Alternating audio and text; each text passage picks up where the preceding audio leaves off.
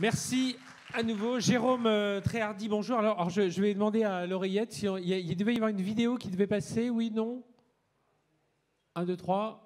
Allez, on va dire que non, et sinon on la passera plus tard. Donc Jérôme qui est conseiller régional, délégué au numérique, cybersécurité et données, membre de la commission aménagement et mobilité, région Bretagne. Alors il y aurait beaucoup de choses à raconter, on l'a dit beaucoup comment le numérique participe à la croissance des startups, mais avec toi Jérôme, on va s'arrêter sur deux choses, le numérique inclusif, le numérique responsable.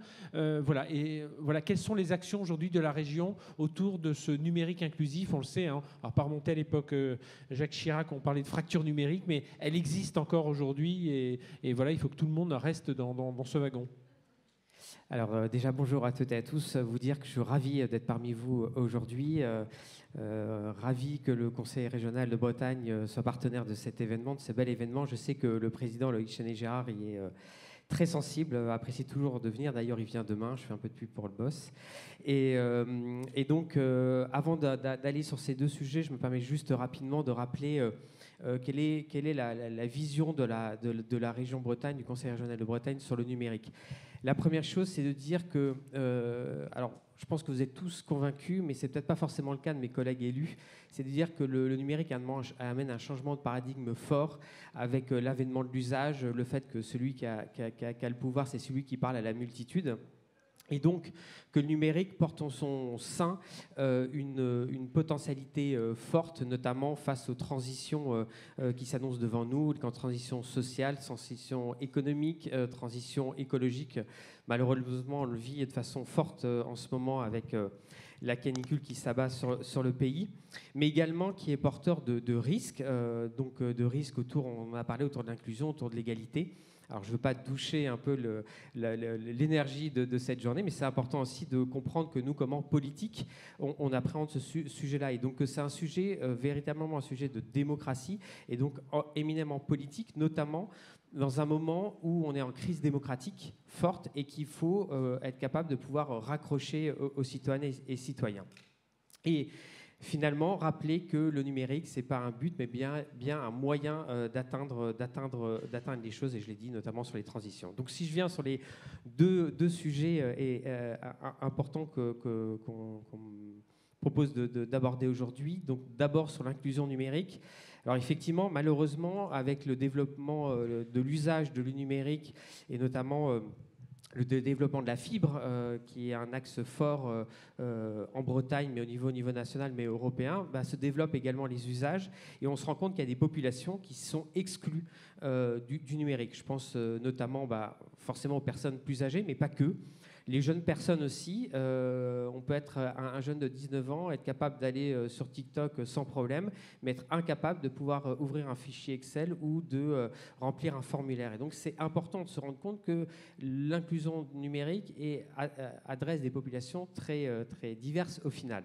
Deux chiffres, il y a quand même 16,5% d'électronisme en France et 15% des foyers qui sont donc sans Internet. Donc c'est un vrai sujet important que nous, au niveau de la collectivité, on se doit d'appréhender. Et donc pour ça, on a mis en place... Oui, c'est ça, j'allais dire. Quels sont les moyens qui sont mis en place justement pour amener toutes ces populations très hétérogènes, faut le rappeler? Alors, en fait, on a je vais m'arrêter sur trois actions phares. La première chose, c'est qu'on a commencé à travailler avec les différentes collectivités au niveau des métropoles, mais également des départements, pour créer un consortium pour justement adresser ce sujet de l'inclusion numérique, parce qu'il nécessite une granulométrie fine et de compréhension de comment est adressé ce sujet-là sur le territoire, pour en fait mieux comprendre, pour mieux agir, et demain être capable de bien comprendre et de se coordonner aux différentes strates des collectivités pour agir là-dessus. La deuxième chose aussi, c'est le travail sur l'inclusion numérique, je le rappelais, c'est le travail sur l'égalité des hommes et des femmes. C'est aussi un sujet d'inclusion, puisqu'on ne parle pas uniquement des personnes qui sont éloignées du numérique, mais également, on voit bien, les femmes qui sont moins représentées sur les sujets du numérique. Et donc, on a tout un travail sur cette égalité-là, homme-femme. Sur cette partie, l'autre partie sur laquelle je voulais... Juste un mot avant de parler du responsable, Jérôme. Lorsqu'on avait préparé cette interview, tu m'avais dit on va faire une cartographie de l'inclusion numérique. Ça veut dire quoi? Alors en fait, c'est ce que je disais un petit peu, je voulais pas trop rentrer dans les détails, mais c'est très bien, ça me permet de pouvoir expliquer les choses.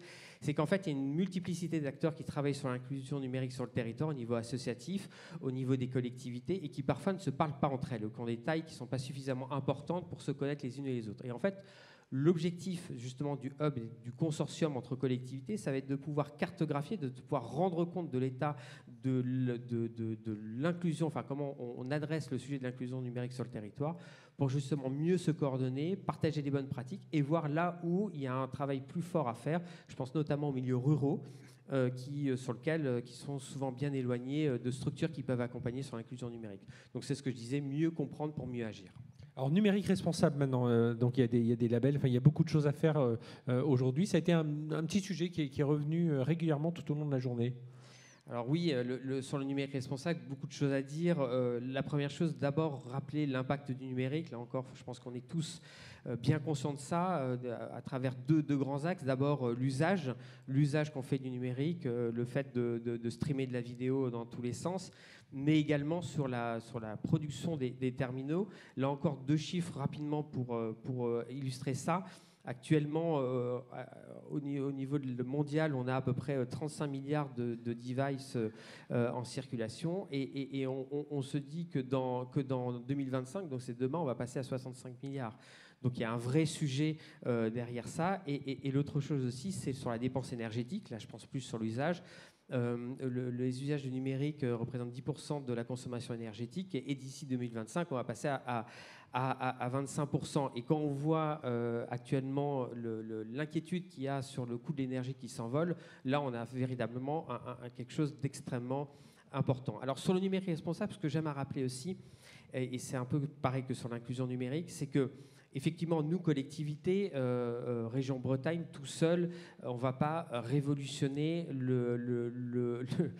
inverser la courbe du changement climatique. Par contre, on a un vrai devoir de faire monter en compréhension, et je pense que tous dans la salle, qui sont des acteurs publics ou privés, on a ce rôle de faire comprendre à tout le monde qu'on a tous un impact sur justement notre usage du numérique. Et c'est pour ça qu'au sein de la région, on a voulu s'emparer de ce sujet, notamment en étant la première région de France à être labellisée numérique responsable, en étant la 2e collectivité, avec une vraie volonté de pouvoir évangéliser sur le territoire ce sujet du numérique responsable.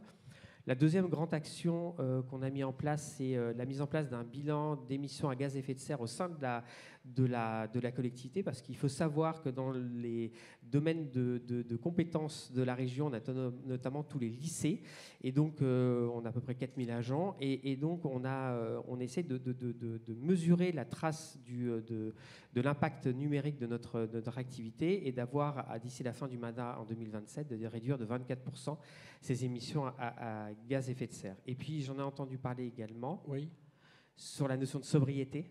Dans les développements, dans tous les outils qu'on développe au sein, tous les outils, toutes les plateformes, et ça a été abordé quand on parlait des métaverses, qui est un vrai sujet, je trouve, de réflexion sur le numérique responsable, mais c'est pas lieu de discussion à l'instant. Mais en tout cas, on a ce sujet de la sobriété, et également le dernier point qui est à mes yeux extrêmement important, et là où il y a je pense qu'on a un vrai rôle à jouer, c'est sur la filière du réemploi.